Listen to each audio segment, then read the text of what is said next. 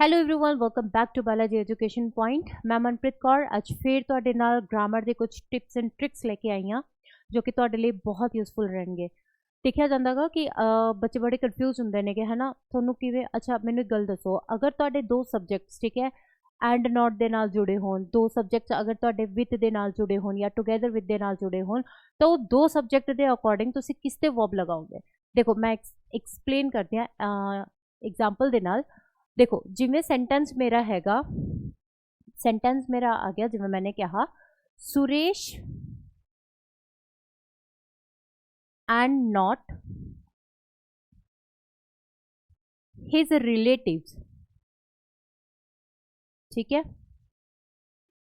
आगे मैंने कहा वॉज वर अरेस्टेड, ठीक है। हुण मैनू किवें पता लगूगा कि इत्थे मैंने अपनी हेल्पिंग वर्ब सिंगुलर लगानी कि प्लूरल लगानी है। देखो ग्रामर के रूल्स जिहड़े नेगे सारे इक्को जिहे, मतलब दो दो सब्जैक्ट्स आ जाते नेगे है ना, कदे कदे तीन तीन सब्जैक्ट्स आ जाते नेगे, तो आपां उन्हां दे अकॉर्डिंग, क्योंकि रूल की कहता हैगा कि अगर सब्जैक्ट अपना सिंगुलर है तो वर्ब भी सिंगुलर, अगर सब्जैक्ट अपना प्लूरल है तो वर्ब भी प्लूरल, ठीक है। हुण इत्थे अपने दो सब्जैक्ट्स आ गए, एक आ गया सुरेश और दूसरा सब्जैक्ट क्या आ गया हिज रिलेटिव्स, ठीक है। हुण मैंने सुरेश दे अकॉर्डिंग लगाना है कि हिज रिलेटिव दे अकॉर्डिंग लगाना है, तो उहदा भी एक ट्रिक है। ट्रिक की है समझो ध्यान नाल। इनू आपां सब्जैक्ट 1 कह रहे हैं, इनू आपां सब्जैक्ट 2 कह रहे हैं, ठीक है। सो सेंटेंस की कहता है कि जदों अपना एक सब्जैक्ट 1 ठीक है और सब्जैक्ट 2 जदों कुछ ऐसे वर्ड्स दे नाल जुड़ते हैं, वर्ड्स लाइक जिमें कि इत्थे मैंने ऑलरेडी लिखा होया जिमें एंड नॉट, एक ए हो गया, ठीक है। वर्ड जिमें मैंने कहा विथ, ठीक है। वर्ड लाइक टुगेदर विथ, ठीक है। एक वर्ड आ जाता अलोंग विथ, ठीक है, एक्सेट्रा। मतलब मोस्टली तुहानू यही वर्ड्स देखने को मिलणगे, तो तुसी हमेशा ध्यान रखनागा कि सेंटेंस चलिया अगे की आ रहा है कि अपनी वर्ब आ रही हैगी, जेड़ी वो वर्ब होगी राजे, वो वर्ब हमेशा किते डिपेंड करेगी, सब्जैक्ट 1 ते डिपेंड करेगी। क्या मेरी चीज़ नू ध्यान नाल समझो, ठीक है। जदों अपने दो सब्जैक्ट जिमें ए सब्जैक्ट हो गया एक आ सब्जैक्ट हो गया, जदों अपने दो subject and not with together with या अलॉन्ग विथ दे नाल के होणगे जुड़नगे, तो उस कंडीशन दे विच जेड़ी वर्ब होगी वो हमेशा सब्जैक्ट 1 ते डिपेंड करेगी, ठीक है। उन्होंने दोनों को मिला के नहीं करेगी। सब्जैक्ट 1 अगर सिंगुलर है तो वर्ब भी सिंगुलर, सब्जैक्ट 1 अगर प्लूरल है तो वर्ब भी प्लूरल। हुण जिवें इत्थे सब्जैक्ट 1 मेरा की है सुरेश है, सुरेश अपने आप दे विच की है सिंगुलर, तो मेरी वर्ब की हो जाएगी सिंगुलर यानी कि वॉज। आई गल क्लियर। हुण एवें मैंने कहा जिवें my friends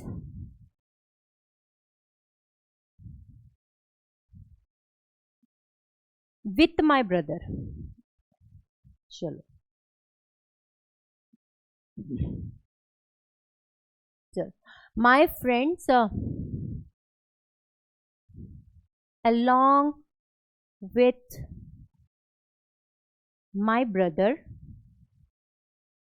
is or are, मैंने फ्रेंड लिखता अगेन ब्रदर आएगा, ठीक है। Is and are watching TV, दसो की आएगा, फिर इज आएगा कि आर आएगा।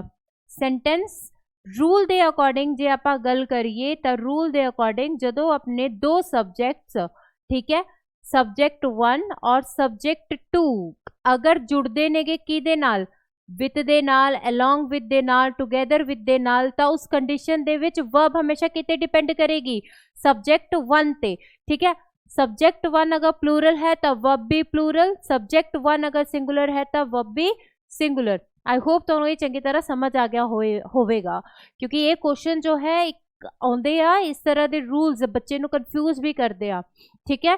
बच्चे ज़्यादातर सब्जैक्ट 2 नू दे के ही अपने वर्ब नू लगाते हैं, लेकिन सब्जैक्ट 2 दे नाल अपने वर्ब दा कोई कम नहीं हुंदा हैगा। ਇਹਦੇ ਵਿੱਚ हमेशा ਜਿਹੜੀ अपने सब्जैक्ट 1 है उसके अकॉर्डिंग ही जो है हेल्पिंग वर्ब या मेन वर्ब का यूज किया जाता है। क्लीयर हो गया जी। एवें ही एक होर रूल है अपना, जिमें अगर आप गल करते ना ईदर और दी, ਇਹ ਵੀ ਆਪਣੇ ਆਪ ਦੇ ਵਿੱਚ ਦੋ ਸਬਜੈਕਟਸ ਦੇ ਨਾਲ ਜੁੜਦੇ ਆ।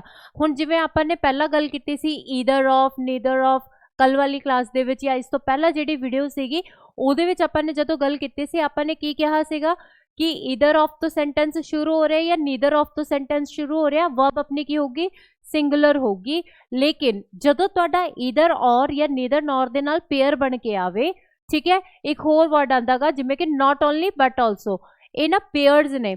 अगर ये पेयर्स अपने दो सब्जेक्ट्स दे नाल आ जान, ठीक है, बट ऑल्सो एक हो गया,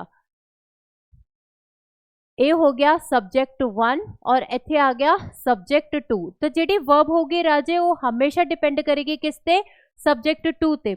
अगर सब्जेक्ट 2 अपना सिंगुलर होगा तो वर्ब भी सिंगुलर होगी, और अगर सब्जेक्ट 2 अपनी की होगा प्लूरल होगा तो वर्ब भी प्लूरल होगी। फॉर एग्जाम्पल जिवें मैंने कहा ईदर राम और श्याम, ठीक है,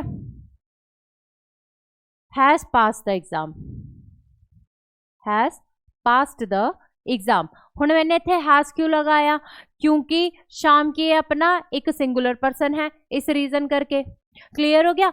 इधर राम और Shyam has pass the exam, या तो राम ने एग्जाम क्लियर किया है या फिर श्याम ने, ठीक है, सब्जेक्ट 2 ते ही डिपेंड करेगा। इस तो बाद अगर मैं कहनी ईदर और जिहड़ा पॉजिटिविटी दे लई यूज किया जाता है, नीदर नॉर नेगेटिव दे लई, ठीक है, जिवें मैंने कहा नीदर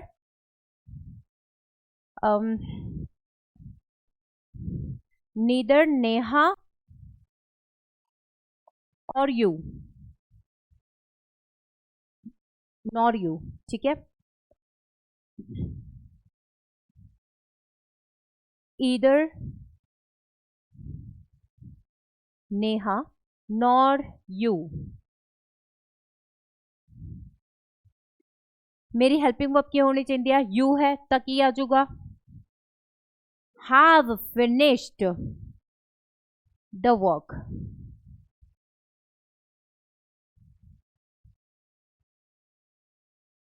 ठीक है, ये सिंपल जा रूल है।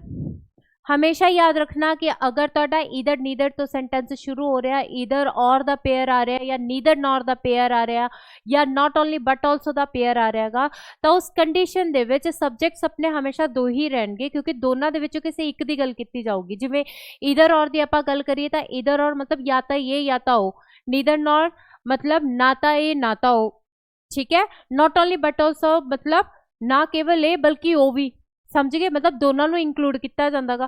तो उस कंडीशन दे विच जो भी अपना सब्जेक्ट 2 आता है, उस सब्जेक्ट 2 के अकॉर्डिंग ही अपनी हेल्पिंग वर्ब जो है यूज की जाती है। तो आई होप ये तुहानू चंगी तरह समझ आ गया होगा, ठीक है। और अगर इसी नू अगर आप ईदर और नू या नीदर नॉर नू कंजंक्शन के रूप दे विच देखिए तो उस कंडीशन दे विच इहदे सेंटेंसेस चेंज हो जाते हैं। किवें, चीज सेम वही रहूगी, ठीक है, लेकिन सेंटेंस या फिर उस दे नाल जो भी वर्ब जो होणगे वो की होणगे, सेम होणगे। फॉर एग्जाम्पल जिवें मैंने कहा शी ईदर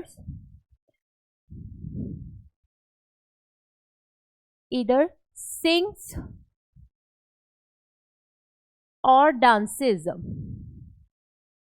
ये अकॉर्डिंग टू कंजंक्शन है, ठीक है। पहला आपने सिंपल एक सब्जेक्ट वर्ब एग्रीमेंट के अकॉर्डिंग देखा, हुण आप एक कंजंक्शन के अकॉर्डिंग देख रहे हैं इस वाले सब वर्ड नू, ईदर और नू। ईदर द पेयर हमेशा और दे नाल आंदा आ, बट हमेशा याद रखियो कि जदों कंजंक्शन दे नाल दो वर्ब या दो नाउन आंदियां ने तो सेम ही आंदियां ने गया।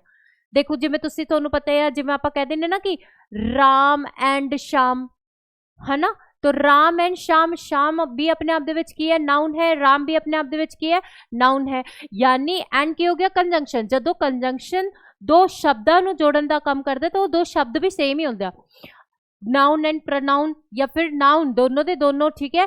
और अगर वर्ब दे नाल जुड़ रहे तो वर्ब भी सेम होगी। मतलब एग्जाम दे विच तुहानूं सेंटेंस होना तो चाहिएगा कि शी ईदर सिंग्स और डांसेस, लगा के की दूगा, वो लगा के दूगा शी ईदर सिंग्स और डांसिंग,